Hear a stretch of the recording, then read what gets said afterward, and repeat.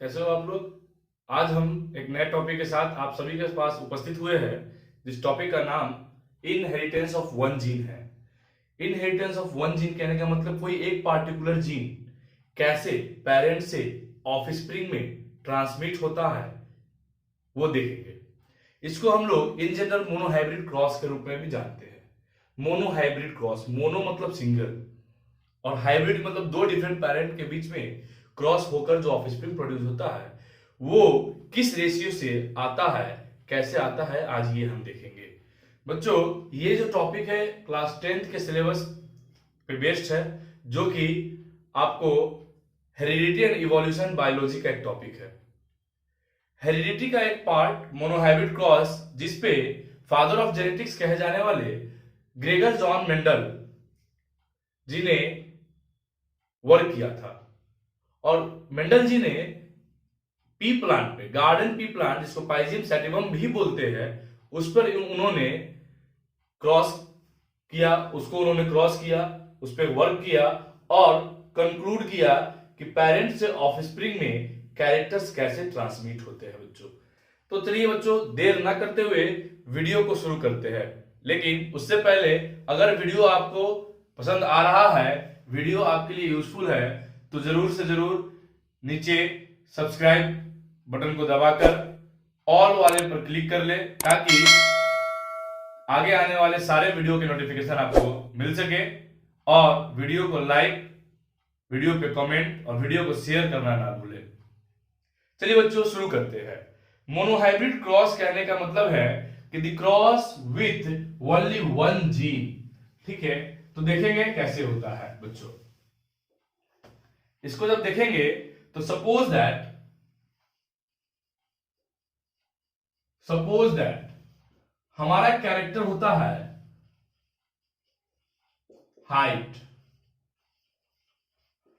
Height of plant कर लेते हैं बच्चों। हमारे 10th के लेवल में जब भी क्वेश्चंस आएंगे, वो मेंडल जी ने जिस 7 पेयर कॉन्ट्रास्टिंग कैरेक्टर पे वर्क किया था उसी से रिलेटेड क्वेश्चंस होते हैं। ठीक है बच्चों, तो मान लीजिए उस में से एक कैरेक्टर हम एज्यूम कर लेते हैं जिसको हाइट ऑफ प्लांट कहते हैं। इस हाइट ऑफ प्लांट, अब हर कैरेक्टर के लिए बच्चों उस समय मेंडल जी जब वर्क कर रहे थे और जो ट्रांसमिट हो रहा था और जो दिख रहा था ऑफस्प्रिंग में, तो उस समय कोई साइंटिफिक वर्ड न होने के कारण मेंडल जी ने इसको फैक्टर कहा कि कुछ ऐसा फैक्टर है जो पेरेंट्स से ऑफस्प्रिंग में आता है। बच्चों, फर्दर बाद में उस फैक्टर को हम लोग जीन बोलते हैं, जो जीन है पेरेंट से ऑफस्प्रिंग में ट्रांसमिट होता है। तो late assume the character height of plant. इस हर कैरेक्टर के लिए, हर जीन के लिए दो एलिलीज होते हैं। ठीक है, दो एलिलीज क्या होंगे बच्चों? तो दो एलिलीज देखते हैं कि अगर कैरेक्टर हाइट ऑफ प्लांट है तो प्लांट या तो टॉल होगा या फिर ड्वार्फ होगा, लंबा होगा या फिर नाटा होगा। दो टाइप का प्लांट होंगे। तो क्या होगा कि सपोज कर लेते हैं, अल्फाबेटिकल नोटेशन देते हैं इसको। टॉलनेस के लिए कैपिटल टी और कैपिटल टी। सर, दो बच्चों क्यों दिया गया? अब हर एलिली, ये दो एलिली था, दोनों के पास ट्रेट प्रेजेंट है।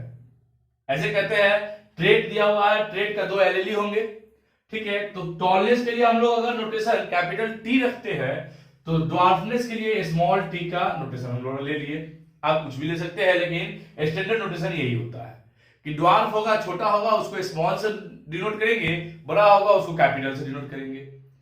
अब यहां तक स्टैंडर्ड में, 10th लेवल के स्टैंडर्ड में हम लोग पढ़ते हैं कि कुछ कैरेक्टर्स डोमिनेंट होते हैं। बच्चों, एक्चुअली क्या था कि मेंडल जी को ही पता नहीं था कि डोमिनेंट कौन से होंगे और जो कौन सा कैरेक्टर दिखेगा, कौन सा नहीं दिखेगा। वो तो सिर्फ क्रॉस कराते गए और जो रिजल्ट आया गया उसको नोट करते गए, लेते गए। ठीक है, तो जो कैरेक्टर अपने आप को एक्सप्रेस करता है उस कैरेक्टर को डोमिनेट करते हैं। ये नहीं बोल सकते हैं हम लोग, ये बोलना सही नहीं होगा कि जो कैरेक्टर डोमिनेट होगा वो कैरेक्टर ही हमेशा एक्सप्रेस करेगा।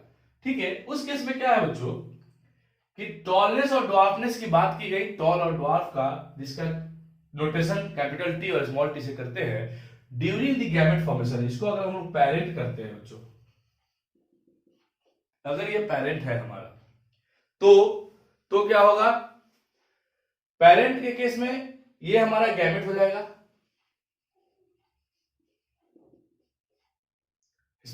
Capital T for tall plant, small T for dwarf plant.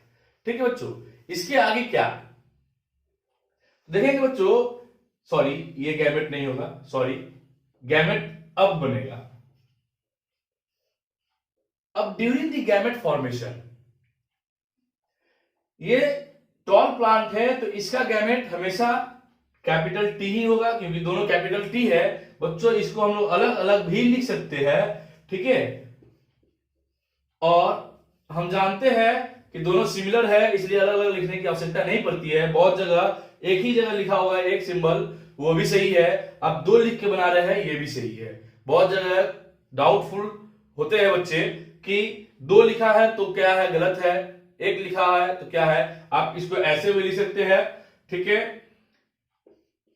ऐसे भी लिख सकते हैं, या फिर और सिंगल नोटेशन के साथ लिख सकते हैं, कोई दिक्कत नहीं होगा बच्चों। क्या होगा सिंगल नोटेशन, कैपिटल टी एक गैमेट, इधर से स्मॉल टी एक गैमेट, क्योंकि सिमिलर गैमेट प्रोड्यूस होंगे। ये आपका गैमेट हो गया। ड्यूरिंग द फर्स्ट जनरेशन, पहला ऑफस्प्रिंग जो होगा, इसमें ये पेरेंट से ये गैमेट और ये पेरेंट से ये गैमेट क्रॉस होंगे और अपने आप को अरेंज करेगा। इसमें क्या होगा, इस फर्स्ट जनरेशन में, इसको F1 जनरेशन बोलते हैं, इस फर्स्ट जनरेशन में क्या होगा, प्लांट जो होगा वो टॉल होगा। यहां पे मेंडल जी के केस में मिडिल हाइट प्लांट नहीं था, जो प्लांट था टॉल था। मिडिल हाइट भी प्लांट हुआ, जो हम लोग क्लास 12 में पढ़ना है, जिसको हम लोग बोलते हैं इनकम्प्लीट डोमिनेंस। ठीक है, तो यहां पे हम लोग देखेंगे कंप्लीट की बात है कि जो फर्स्ट जनरेशन होगा ये टॉल होगा। ठीक है, मेंडल जी आश्चर्य में पड़ गए कि जब एक टॉल को एक ड्वार्फ के साथ क्रॉस कराए थे तो दोनों का कैरेक्टर के जगह पे एक ही कैरेक्टर हमको दिख रहा है, विजिबल कैरेक्टर। प्लांट क्या है, टॉल है। अब क्या किए मंडल जी, बोले कि अच्छा कोई बात नहीं बच्चों, आगे बढ़ते हैं। क्या करते हैं मंडल जी, इसको फर्स्ट जनरेशन को, ऐसा तो एक ही प्लांट आया है ऐसा नहीं है, इसका दूसरा गैमेट भी था बच्चों हमारा, एज्यूम करना है, ये सारा एज्यूमेशन है। ये दूसरा गैमेट भी था, इससे एक और प्लांट आया होगा। ठीक है, तो क्या किए कि फर्स्ट फिलियल जनरेशन जो, ऐसे बहुत सारे प्लांट को क्रॉस कराए थे, बहुत सारे टॉल को ड्वार्फ के साथ क्रॉस कराए थे, तो बहुत सारा फर्स्ट जनरेशन हमारा टॉल आया होगा। जो फर्स्ट जनरेशन आया ना बच्चों, इसका क्या किए, इसको वैसा ही टाइप का क्या किए, टेस्ट क्रॉस कह सकते हैं, सेल्फ क्रॉस, टेस्ट क्रॉस नहीं कहेंगे इसको, सेल्फ क्रॉस कहते हैं। ठीक है, यानी कि फर्स्ट जनरेशन वाले को फर्स्ट जनरेशन वाले के साथ ही क्रॉस कराए। आया समझ में? ठीक है, फर्स्ट जनरेशन वाले को फर्स्ट जनरेशन वाले के साथ ही क्रॉस कराए। इस एक पेरेंट का जो पहला ऑफस्प्रिंग था, दूसरे पेरेंट का जो पहला ऑफस्प्रिंग था, पहला पहले को क्रॉस करा दिए। जब वो क्रॉस कराए, जब ये हमारा सेल्फ क्रॉस हुआ, सेल्फ क्रॉस ऊपर लिखेंगे बच्चों। अब फिर जब हमारा सेल्फ क्रॉस हुआ,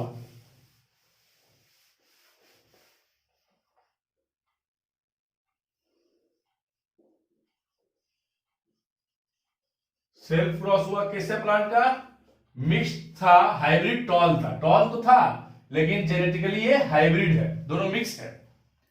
तो इस दोनों प्लांट का गैमेट क्या बनेगा बच्चों, अब यहां पर एक सिंगल टाइप का गैमेट तो आ नहीं रहा है, यहां पर दो डिफरेंट टाइप का गैमेट आएगा, तो दोनों में लिखेंगे हम लोग।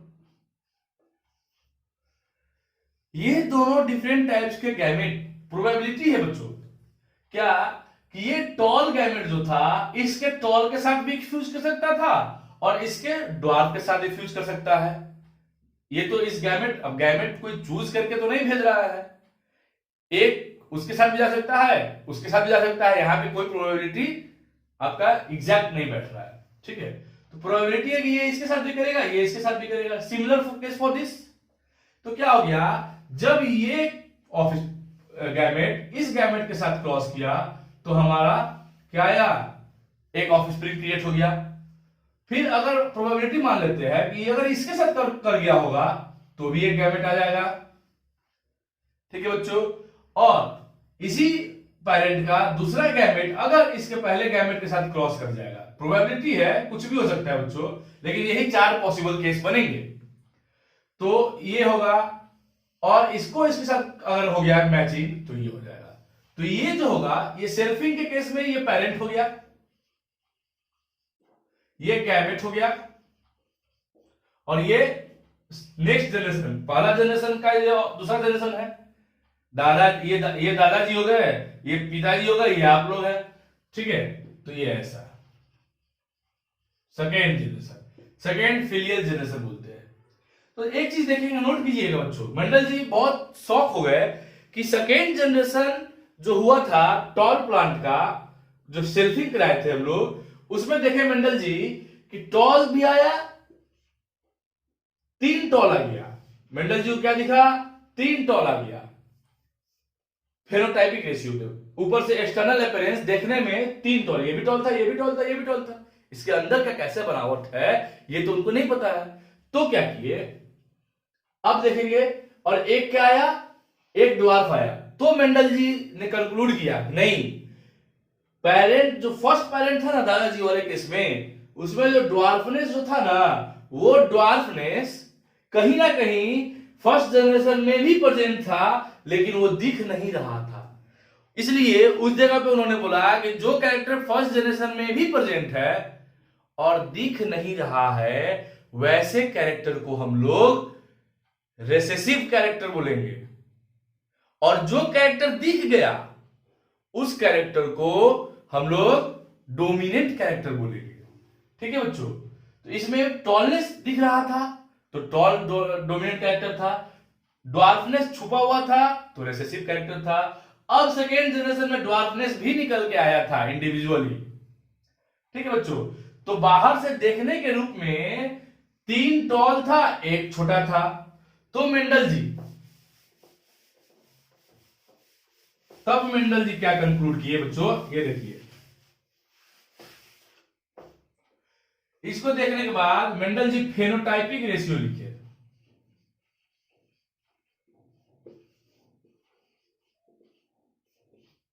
ये रेशियो जो होता है ना बच्चों, जान लीजिए कि ये रेशियो एक्सटर्नल अपीयरेंस का था।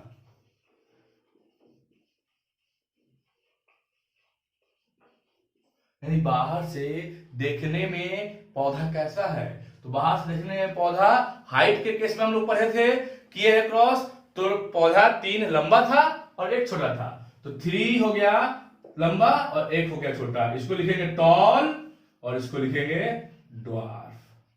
इसका मतलब क्या था कि एक 100%, ये 100% हो गया पूरा, तो 75% टॉल था और 25% ड्वार्फ था।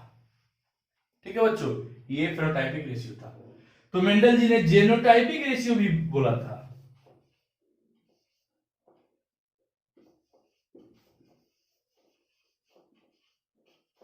ये जेनोटाइपिक रेशियो क्या है, ये रेशियो बॉडी में जीन्स किस तरीके से अरेंज है, यानी कि जेनेटिकल डिजाइन कैसा है, जेनेटिकल मेकअप कैसा है, उसके आधार पर जीनोटाइपिक रेशियो बोलते हैं। यानी कि आ लिख सकते हैं जेनेटिकल मेकअप।